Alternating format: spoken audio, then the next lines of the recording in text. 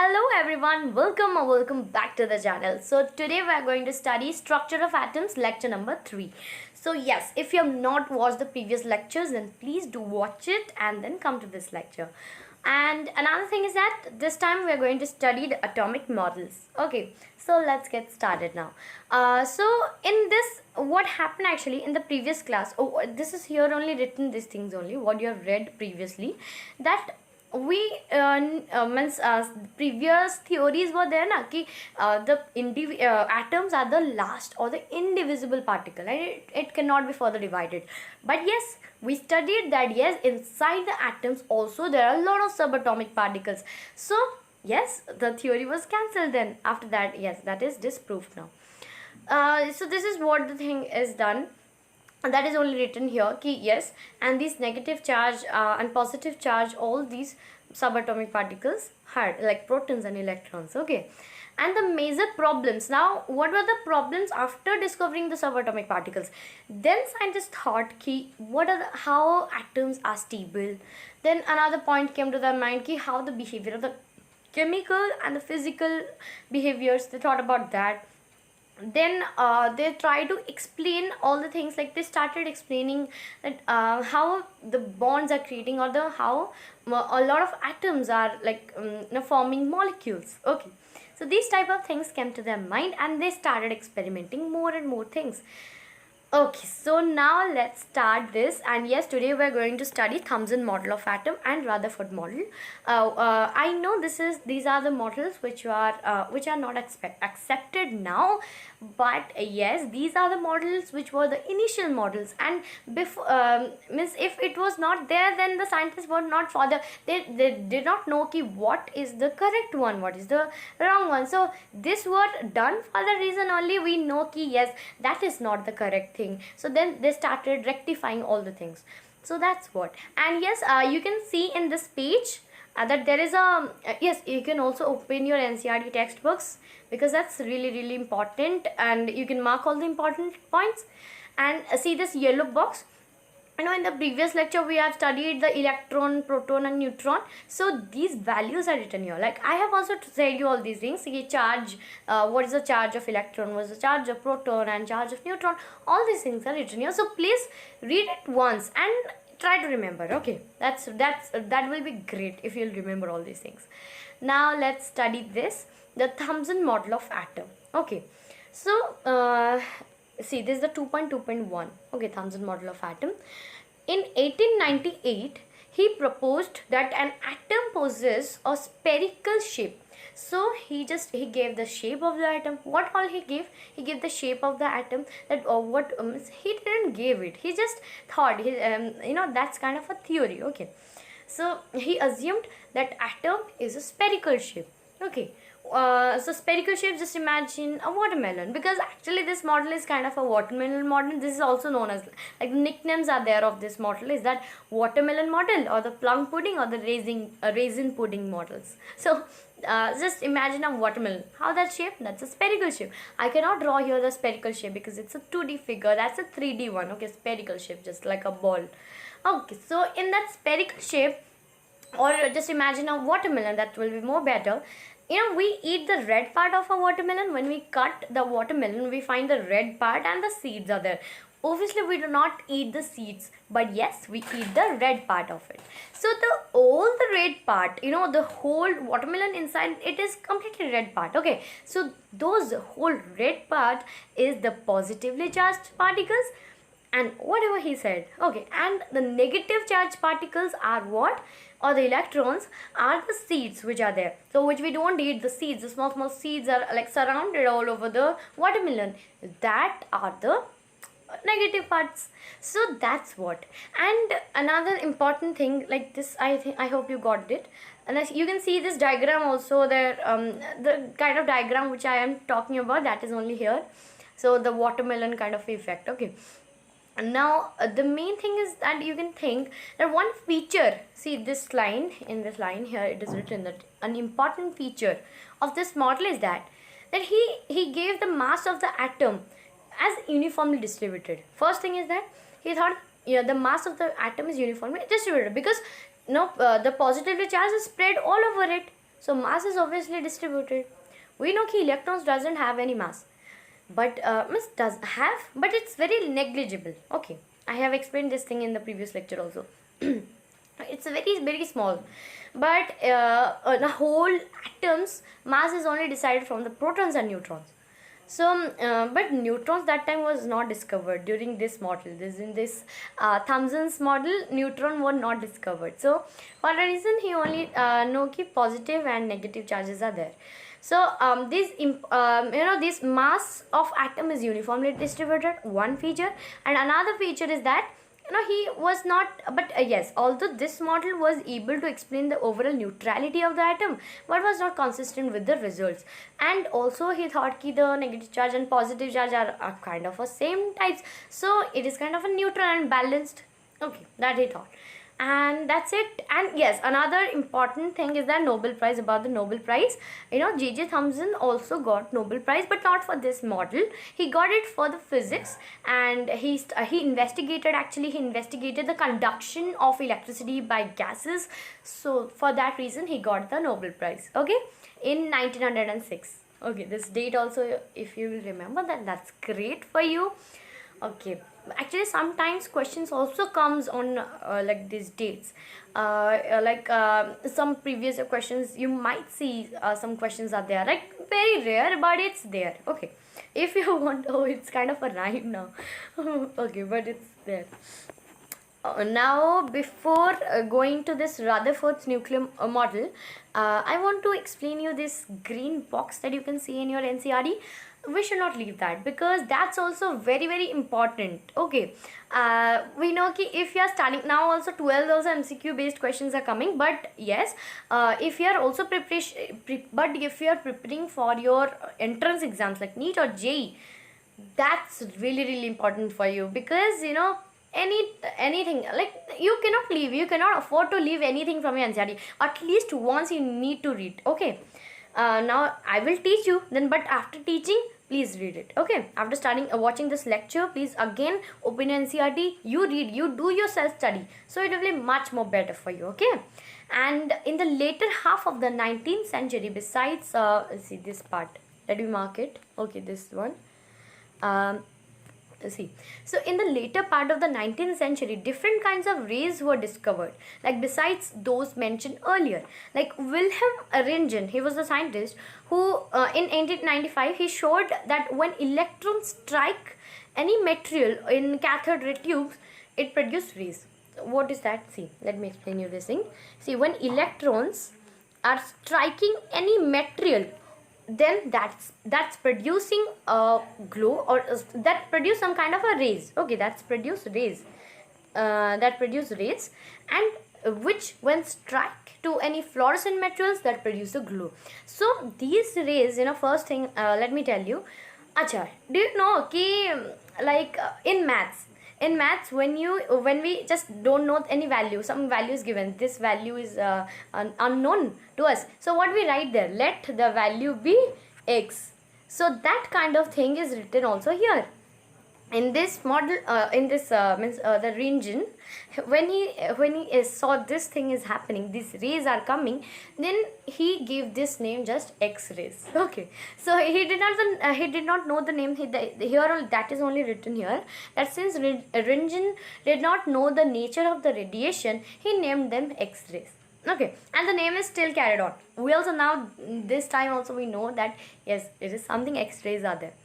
And when electrons strike the dense metal anode called targets, these are not deflected by the electric and magnetic fields. Another property about the X-rays are that, see, here is a line, just a minute, yes, see here it is written that the properties are that the dense metal of the anode, when it called the targets, when these are strike to that, it is not deflected by the electric and magnetic field. X-rays are not deflected by electric or magnetic fields, but yes, we know ki cathode rays deflected in that I think J.J. Thomson only.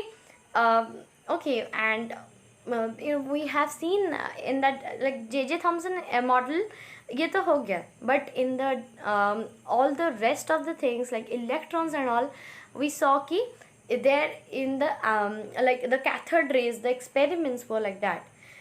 where the electrons, when we keep it, that charge by mass ratio, okay, in that experiment, all the things happened. And these only the same scientist, the J.J. Thomson, only he did this thing. He tried to find out the charge to mass ratio, okay. And there what he found, yes, let me just draw that diagram so that you will be familiar with that. Just a minute. Yes. So as we did now, one positive and negative electric field were there, and one magnetic field were also kept. And when only positive and negative charge were there, then the cathode ray, they went like this, because obviously it is negative charge, so it will go like this to the A mark. Remember, do you remember? Let's open your NCRT, or you have not seen your NCRT after my lectures. Okay, please do that. Okay. And so that, yeah, that time, so what happened, the cathode rays, it got deflected by the electric or magnetic field. But these X-rays, they do not deflect by those. Okay. Next, let's go here. Yes, now it was noticed that X-rays are produced effectively when, that I read now. Then from here, okay, penetrating power fields, these are not are a very high penetrating power. So these are the X-rays have very high penetrating power through the matter, and that is the reason that these X-rays used to study the interior objects. So see, X-rays are what, we used to also see inside, like when okay, if you are I think general knowledge, this thing, you might be knowing this thing, because it's very simple thing. So see, when the bones or anything, like doctors, when they examine these things, what he used to do, he just used to do he just used to write yes, do a test, do a X-ray test on your legs, of your knees, or any type of any pain if you are facing on your knees, any of your father or your mother. I think you might be knowing this thing, right? They must have done this type of things, you must be knowing this. Okay, so what happens there, X-rays are done. Why X-rays are that powerful? Because it has a very high penetrating power. It can go deep inside the structures of our human structures, and you can take the diagram of what is happening inside the bone, so that doctor can see yes, any disbalance have happened, or any kind of dislocation or something. A lot of things are cracks and all. So these are the fractures. Mainly for the fractures only we just see those things, that kind of X-rays. So doctors used to examine those things. So that's due to, all credit goes to the penetrating power of the X-rays. Okay. So next is what, that is the reason these rays are very short wavelengths. This one you must remember that yes, the X-rays are very short wavelength, which is 0.1 nanometer, and possess electromagnetic character. And now Henry Becquerel, another scientist, came. See, this is another ray we will study about. So Henry Becquerel, he came and he observed that there are certain elements which emit radiation on their own, and named this phenomenon as radioactivity or radioactive elements. So some elements are also there which see, this X-rays, what happened, when you strike to any metal, then it release some rays. But in this type of that Henry Becquerel saw, the radioactive elements, what it does, it just release some rays automatically, without anything, without of this, it just emits some radiations on its own. Okay, so this field was developed by Marie Curie, Pierre Curie, Rutherford, and Frederick Soddy. It was observed that 3 kinds of rays are there, which are the beta rays, gamma rays are emitted. Excuse me. Okay. So it was observed that these 3 kinds of rays were there, which the beta rays, gamma rays are emitted. Alpha rays, beta rays, and gamma rays are emitted. Okay. Now Rutherford found that alpha rays consist of high energy particles carrying 2 units of positive charge and 4 units of atomic mass. Okay, let me do this. See, alpha rays have 2 units of positive charge, okay, and 4 units of mass. Okay, do you know this thing? Positive charge. I think in the previous lecture also, where I showed you how these neutrons were discovered, I did one beryllium kind of chemical equation. Okay, did you remember that? Okay, please, if you're not able to remembering it, then please watch those lectures again. Okay, because that's really really important. You need to like remember those things. And then alpha, the next, let's read. Yes, he concluded that alpha particles are helium nuclei, as when alpha, okay, where that went, uh, just a minute. Yes, here, see, X-rays combined with two electrons yielded helium gas. Yes, yeah, nuclei as alpha particles combined with two electrons yielded helium gas. So what that's, two electrons were helium gas. See, this means what, in helium we know two are there, like two protons are found, right? So that kind of same thing is happening also the inside the alpha particles. Okay, there are two.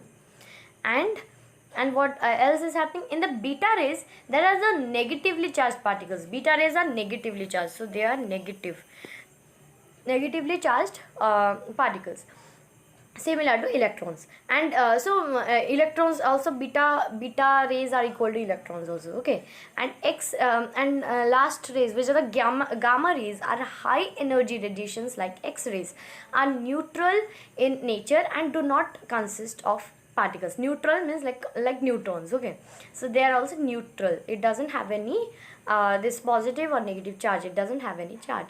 Okay, next is, as regards penetrating power, alpha particles are at least followed by beta rays, which is 100 times of that of the alpha particles, and gamma rays are 1000 times of that of alpha particles. What's that? So regards of the penetrating power, so alpha are the least. Okay, alpha are the least, and more is the gamma one. Okay, let me just do it like this. More is the beta one, and then the highest is the gamma. Okay, this kind of a lot of scribbling is happening here. Okay, now this is the Rutherford's nuclear model. Okay, so Rutherford and his student Hans Geiger and Ernst Marsden bombarded very thin gold foil with alpha particles. Okay, for the reason only I said, now let us read this green box so that about the alpha particles, beta particles, all these things will be clear for you. Okay, so alpha particles, he started very thin gold foil with alpha particles. You know, alpha particles are like this, which has 2 and then positive charge of 2, and it has 4 kind of the. So but this, see, the thing is that in alpha particles what is happening, he took gold foil. Okay, let me just say you once, and then we will study from the NCERT textbook. Okay, so see what is happening now. He took gold foil, which is very very thin. Okay, he took one gold foil. You can see in that yellow diagram. See the diagram. Okay, see, this is the gold foil. Then he took alpha particles, and then he started just getting it inside it, and then he saw what will happen inside the gold. See, if you'll take any gold foil, this is the gold foil, any kind of like metal, if you take, what is there now, we know another thing. Okay, this is the atoms, these are the atoms. Okay, and inside the atoms also the middle part will be there, which is the nucleus. Okay, and all the rest are kind of empty. It's not empty, it has electrons, but electrons doesn't have any mass. So that is the thing. So this is kind of the gold foil, this structure I meant to show you this thing. So now you can understand what happened after that in this experiment. Now let's study from here. Okay, so see this is the diagram. This diagram is really really important. Here you can see the diagram which I made like that to show you the what is kind of the gold foil. So see, what happened here, now these black colors are the subatomic particles, or the not the subatomic, basically it's the nucleus. Nucleus has protons and neutrons, you know that thing. So protons and neutrons have the mass of the whole atom only, and electrons have very negligible mass. So that thing only, when it striked here on the electron surface, so it will obviously pass down like this, it will pass. And when it will go obviously in the empty, when the spaces between the like atoms, both atoms and spaces are there na, so if that will also go, then that will also pass. But when it will strike to this black part, where the mass has, where the exact mass is there of any atom, then it will obviously go back. It will just go like this. If we take a ball and we just hit it on the wall has mass, right? it will obviously come back, no? It will not pass it. It's not Jadoo wala ball. Okay, so it will not pass to that. It's not Doraemon's pass logo or some gadgets are there. No, I don't remember that thing, but yes, some kind of a gadget of Doraemon is there where he attached to the walls and he can pass through that, right? That kinds of names are there, like pass Rubu or something. Okay. So what happening? So that's not that gadget we're not using. Just imagine. Don't think about that gadget. When we hit it on the wall, then it will obviously come back. Okay. That thing only happened with the alpha particles also. When he struck the alpha particles, struck on the black part or the nucleus, and here in the diagram it is referring to the black part. For that only I'm saying it's a black part. Okay. So that will obviously come back. And if that will hit like this, then it will go back like this only. See, if it will come like this, it will go back like this. If it will come like this, then it will go back straight. And if it will like this, some strikes will happen. So in this thing, these were the observations. Now we'll study detail. Okay, in detail let's study. Okay, see here it is written. A stream of high energy alpha particles from a radioactive source was directed at a thin foil whose thickness is kind of 100 nanometer and of gold metal. The thin gold foil had a circular fluorescent zinc sulfide screen around it. See this screen is the zinc sulfide screen. Okay, so that when the rays will strike it, it will glow. So we can know okay, yes, the alpha particles are passing it or not. Okay, so very thoughtful. Okay, the experiments are really thoughtful, and this is a very costly experiment. Do you know that this Rutherford's nuclear model was very costly, this experiment? And yes, he did that. And yes, what happened then? The thin gold foil had a circular fluorescent zinc sulfide screen around it. Whenever alpha particles struck the screen, a tiny flash of light was produced. What I said. And the results of the scattering experiment were quite unexpected. Now the results time. Okay, examinations are over. Now the results time are what? Now this were very shocking, because according to Thomson, what Thomson expected from this model was that the mass of each gold atom in the foil should have been spread evenly, as said by J.J. Thomson. He said that in an atom all the mass are spread all over it. So obviously he thought that yes, everything will be just come back. All the alpha particles will come back only. He thought that. But what happened? Energy to pass directly through this such of uniform distribution of mass, it was expected that the particles would slow down and change the direction only by small angles as they pass through the foil. It was observed that. So he thought that if it would not come back also, it can just slow down. It will slow down and yes, it will just pass by it slowly. But that did not happen, because we know that is something else. J.J. Thomson was wrong. Okay. So what was the observation now? See, the first observation is that most of the alpha particles pass through the gold foil undeflected. So I said you this thing. See in this diagram, see most of the undeflected. Why? Because most of the spaces in the atom. See, this is the atom. Here, this is the nucleus. Let me just do it. Yes. So this is a very small part is the nucleus. Okay, this is a very small. Why it's not? Okay, see, this is a very small part is the nucleus one, but whole rest is the electrons, which doesn't have a very negligible mass is there. So when that will pass, a lot number will pass only. Lot of the very much. So for that is only written. Most of the alpha particles just pass like that only, just undeflected, without any deflection. Is just pass like that. Now a small fraction of alpha particles was deflected by small angles. Now some when it struck here. So imagine, see this is the atom, and here there is the nucleus. If any nucleus, this alpha ray come and it strike here, then it will obviously go like this now, right? It will obviously go like that. It will not go straight like that, straight back. No, it will not go like that. So that's what is written here. Was deflected by small angles. A very few alpha particles, 1 in 20,000, bounced back. That is what deflected by nearly 180 degree that I mentioned. Like where the exact strike, in the exact point on the nucleus, on the pura center part, on the center part when it will strike, then it will exactly move in the 180 degree. So that's what in the 1 in every 20,000 did like that, which bounced back completely 180 degree.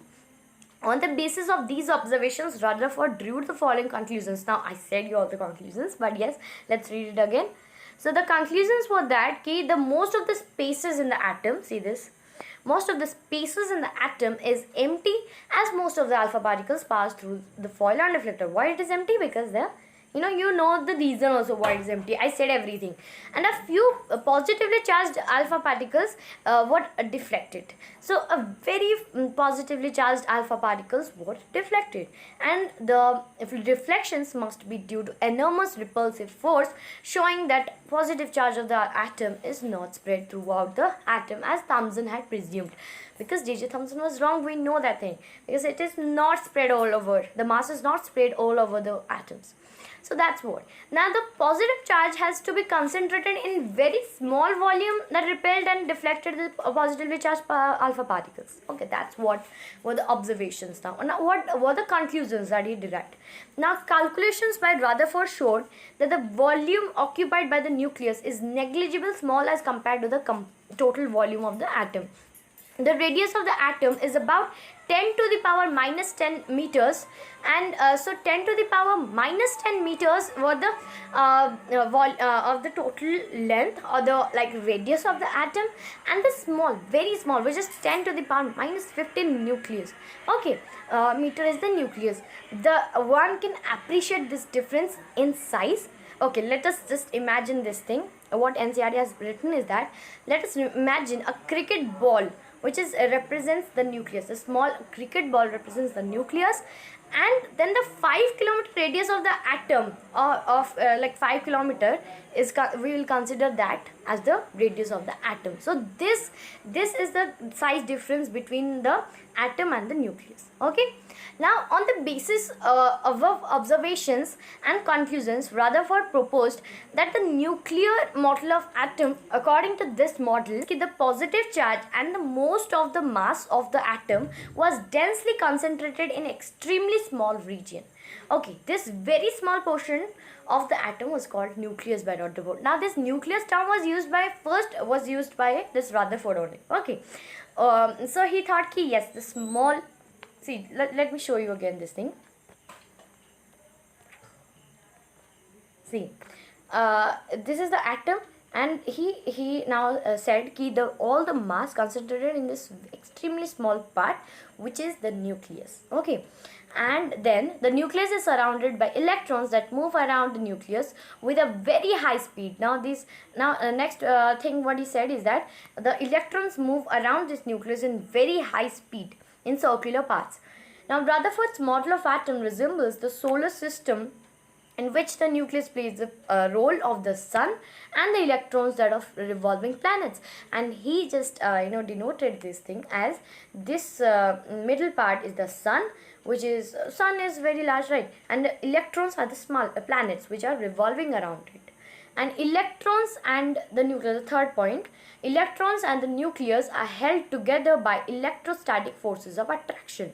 You know electrostatic forces of attraction, that's the KQ1, Q2, that formula. Do you remember? Or okay, if you don't know that thing, then it's okay. We will study in actually in 12th class physics.